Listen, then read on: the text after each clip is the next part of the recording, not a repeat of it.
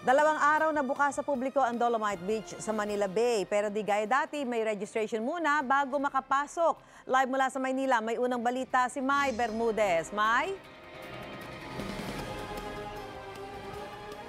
Susan, good morning. Bukas na muli sa publiko ang Dolomite Sand Beach dito sa Manila Bay. Mula ito ngayong araw hanggang bukas, December 28 to 29.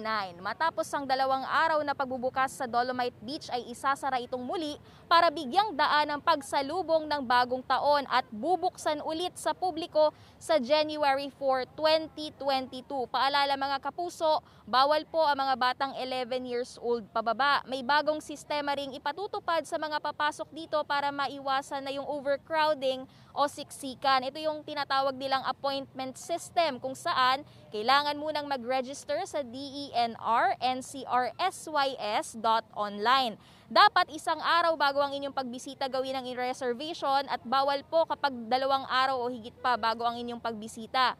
Makakatanggap po kayo ng email para sa registration confirmation. Dalhin ang vaccination card, isuot lagi ng maayos ang face mask at sundin ang physical distancing. Bawal ang pagkain at inumin sa beach area. Bawal din ang alagang hayop. Bawal lumangoy at bawal ding manigarilyo. Bukas lang din ito ng alas 6:30 ng umaga hanggang alas 5:30 ng hapon. May mga nakausap tayo kanina na nais pumasok pero may mga kasamang bata kaya hanggang labas lang sila ng entrance.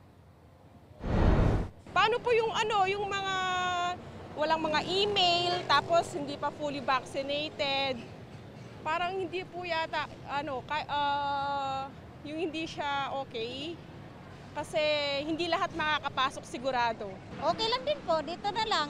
Sabay exercise na lang din pa uwi. Wala po ma'am kung hindi makapasok yung bata.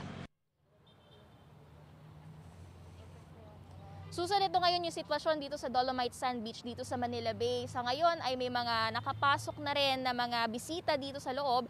Pero kung ikukumpara natin sa naunang panahon kung kailan ito binuksan, ay mas kakaunti yung tao ngayon. Alas 8 naman ng umaga, nakatakdang magkaroon ng program dito ang DENR para sa muling pagbubukas ng Dolomite Sand Beach.